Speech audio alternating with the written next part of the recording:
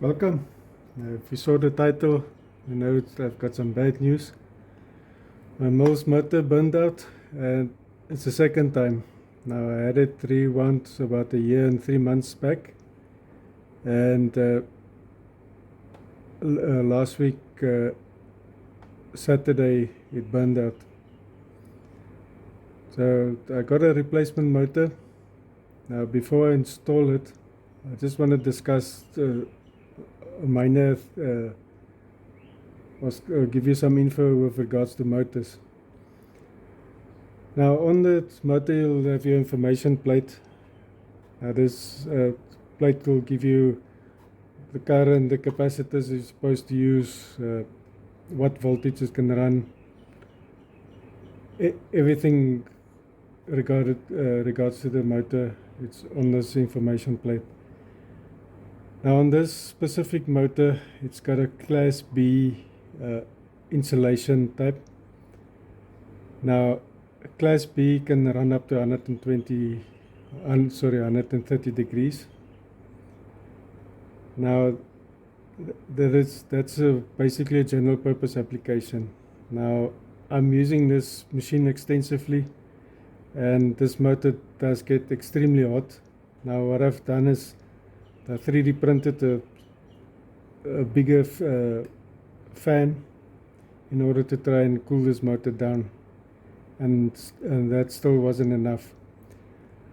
Now I've opted to buy a Class F insulation type motor, and one that is 1 horsepower instead of 3/4 like this one. Now Class F can handle up to 155 degrees Celsius, which is 25 degrees more, which is pretty much industrial. The highest I think they can go is a Class H, which can go up to 180 degrees, but that is way too expensive for me. So yeah, that's a little bit of a background with regards to motors. So now I need to fit the motor that is physically larger than this one in the same space, and as you can see, it's already here. There's almost no space left, so that's going to be my struggle for this video.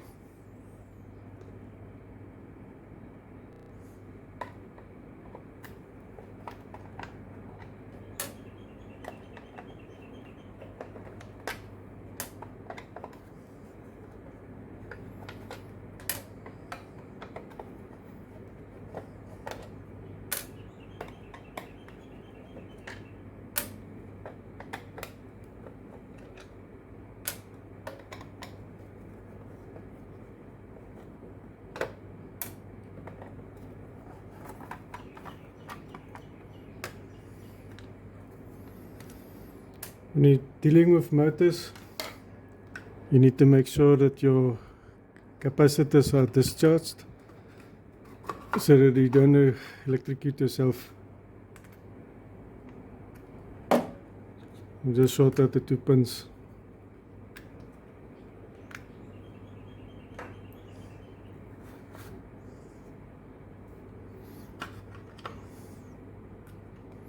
And this motor smells terrible.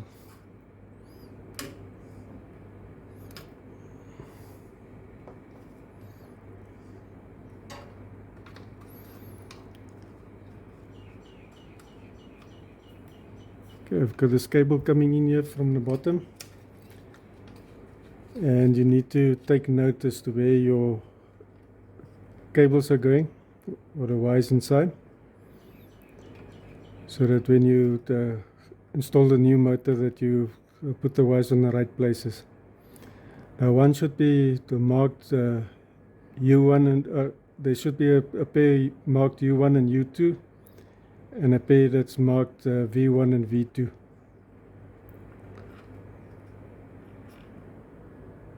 There's a V1, there's a U1. This one should be V2, I think, yeah, V2, and U2 on top. Now all the terminal blocks of the motors are not identical, so you'll need to look at your markings to see, to make sure that you've got the thing connected correctly.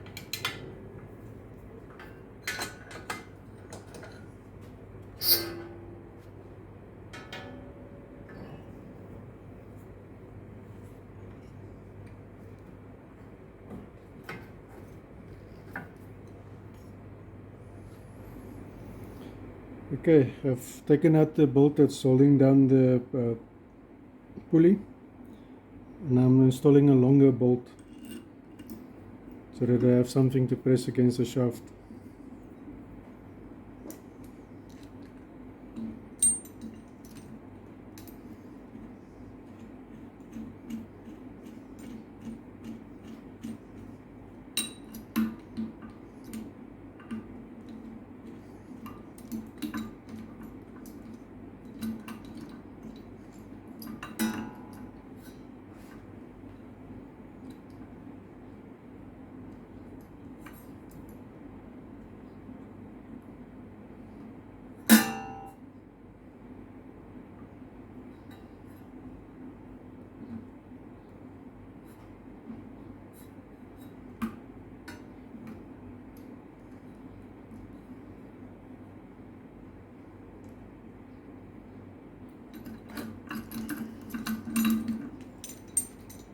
Remove this cover first.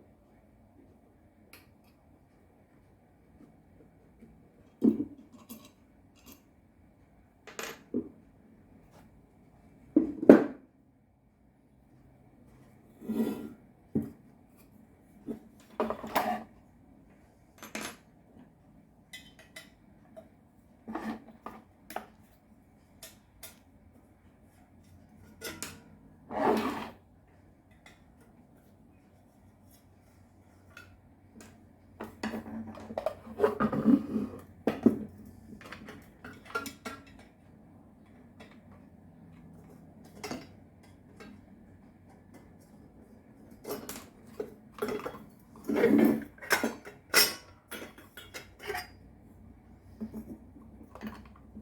you can see, here's a fan that I've 3D printed. It's quite large.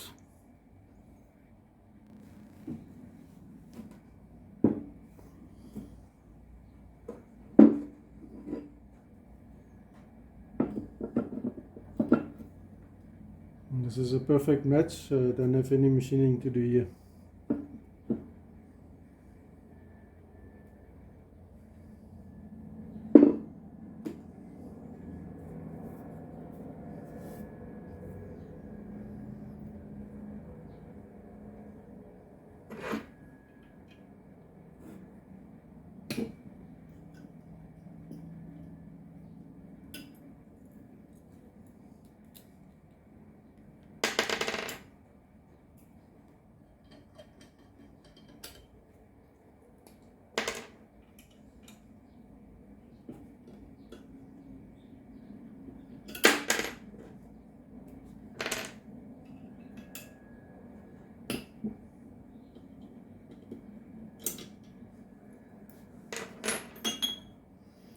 Just removing the foot mounts of these things. This motor is universal. It's got a B14 flange and a B3 foot mount. So I don't need the foot mount, it's going to be in my way of the mill.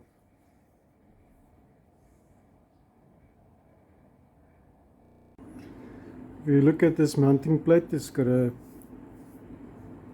eccentric ring in it. Now this gives you the option to move the motor away from the milling machine's column, or if you've got a belt that's a little bit longer or shorter, you can adjust it. These slots will also assist with setting the belt tension, but this gives you extra extension. If you look at it, you can move it around 20 millimeters.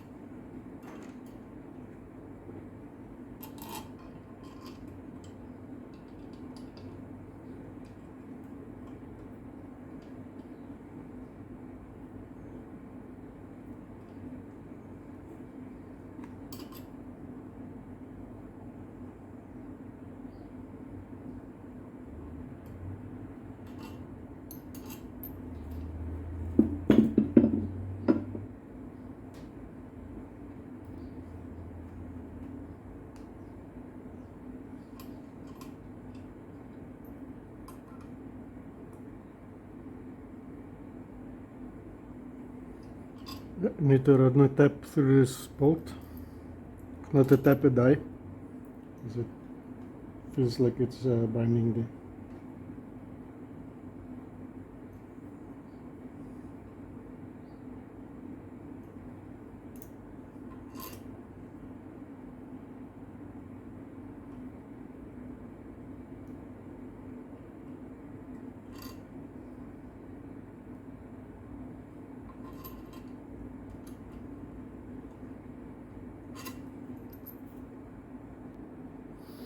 It's to drill this or make this hole 0.5 millimeter larger, and this one I had to open up with a millimeter in order for the bolts to align or come near the holes. Now it looks like the hole pattern on this eccentric ring wasn't drilled properly.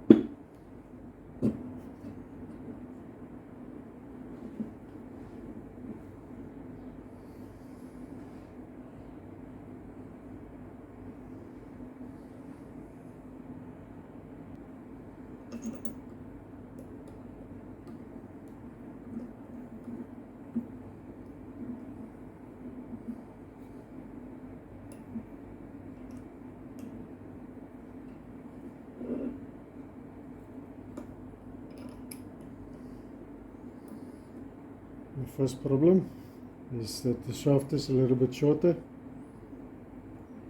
I'll have to check by how much and then shim it.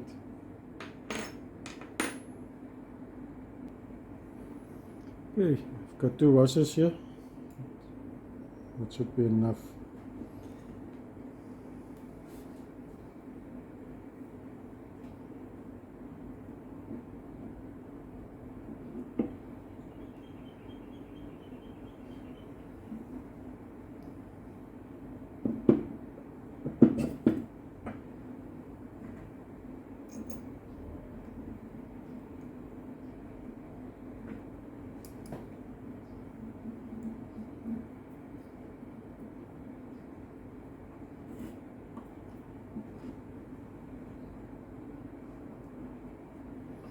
Or maybe not. Okay, I had to install a stack of 5 washers. That gives me around 8 millimeters to give me offset from the bottom. Now the reason for that is from the shoulder of the shaft up to the depth of the flange. There's a difference of 8 millimeters between the 2 motors. Now on the old motor, the pulley registered at the bottom on the shoulder on the shaft. With this one it can't reach it because the shaft is not in the same position. That doesn't matter as long as the pulley has got good engagement on the shaft. If it's offset a little, it doesn't matter. This whole portion here on the top is hollow. It's not registering against the shaft in any way on this pulley. It's only from these 2 tiers that it's making contact. So yeah, now I'm going to remove this motor cowl here in the back and see if another motor that I've got that has got a thinner cowl, if that is going to fit on this motor. Because if you look at the motor from the back, the fan is located very deep inside, so if I can get that cowl to fit, then hopefully the motor will fit on the machine without a problem.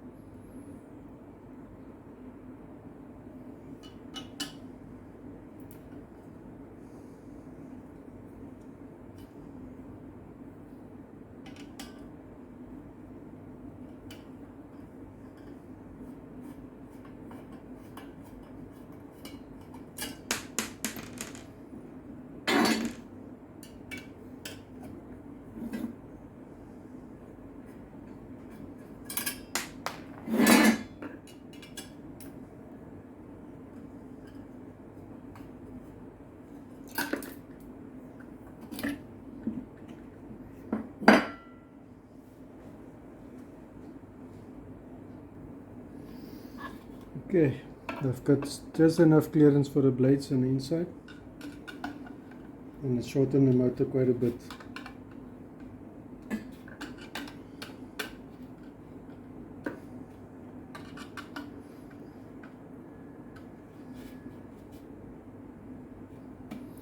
Now to see if it fits on the machine.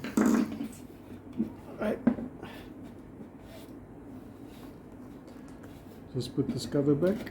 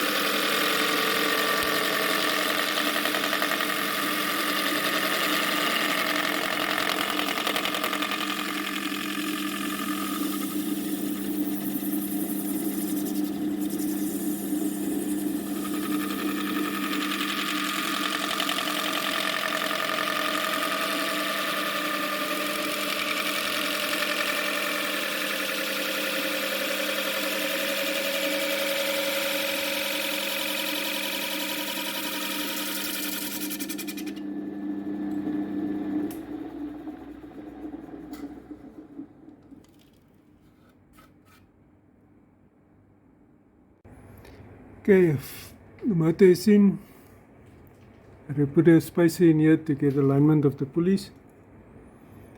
And believe it or not, that spacer is also helping me at the bottom. The camera is a bit difficult to see.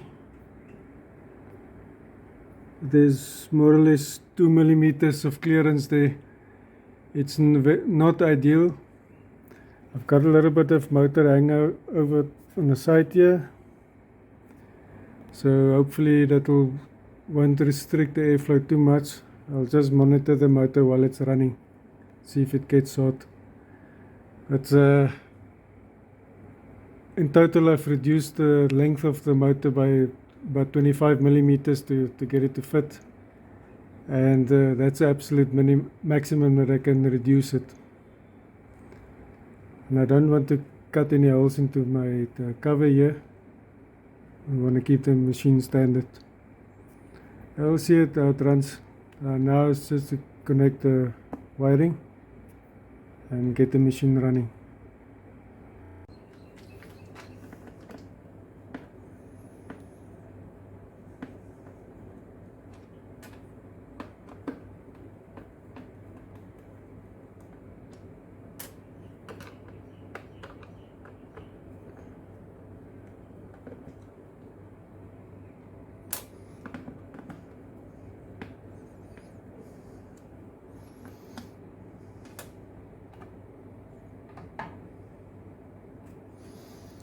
Right, this motor has been bridged out for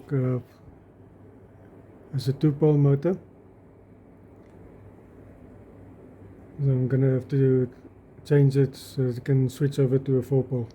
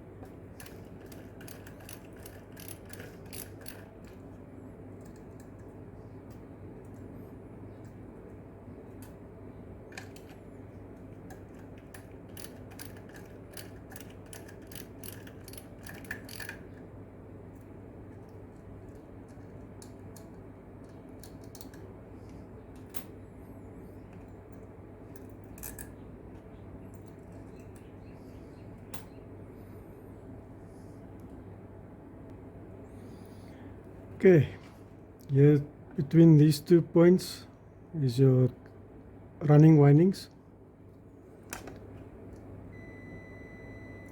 and between these 2 points is your this is your starter windings and this is your running windings.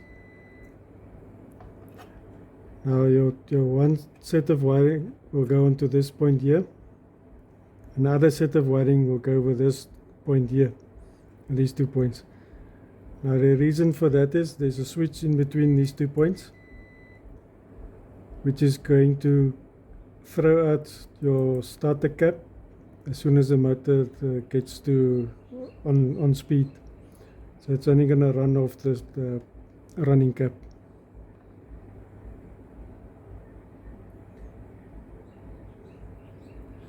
Actually, this is the starter cap and this is the running cap. So this starter cap is connected to the switch here. Switch is over this end here. So as soon as it gets on speed, the switch is going to open and then the motor is going to switch over to only the running cap.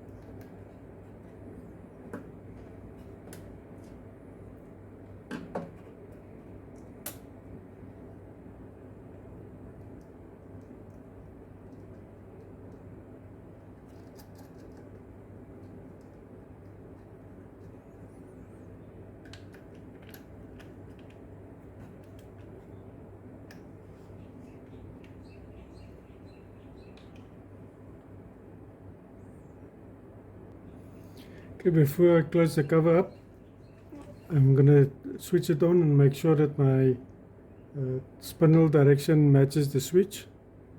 If it doesn't, then I'm just gonna swap over one of the two windings. Okay, I've done a quick test and everything is running in the right direction according to the switch. So I'm going to close up the cover and then switch it on for you when I've got my covers and everything put back for safety. Now with the test that I've done, there's a immediate noticeable difference between this motor and the previous one. The previous one had a little bit of a delay when it was starting up. It wasn't almost like it is lazy to start up. And if I wanted to run the spindle at 3000 RPM, I just couldn't get it to start. It will just bog down and then refuse to run. Now this motor, you can immediately see that it's got a lot more power. It's got 200 watts more than the previous one. And it's quiet, surprisingly.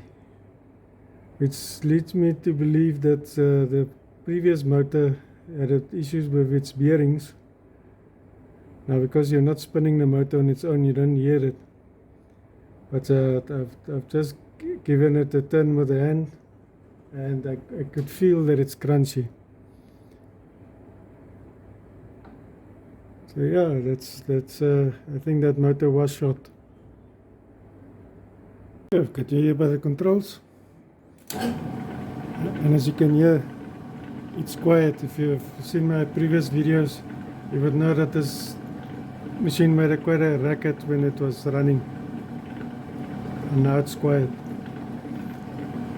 You can see the spindle is running in the right direction. If I reverse it, change the other direction, and the airflow is decent. I don't think it's restricted. I think it should stay cool enough for use. That clicking noise that you're hearing there, that's the centrifugal switch. So yeah, I'm happy. I think this thing I will be able to run my 3000 RPM now. Especially with a carbide 10 mils, you want speed. And this motor will be able to provide me enough power to run it. I know it's something, it's not my usual videos, and I haven't covered every little detail that I've done here. I haven't shown the spacer plate. I think it's not necessary. It's just 3 holes and a couple of cuts on a bandsaw. And then the most important thing is the wiring, to make sure that you don't blow up your motor before you even get started. And then yeah, my struggle with clearance, but it's in. There is airflow. I'm happy with it. This airflow is pretty much the same as on the previous motor. So until next time, cheers.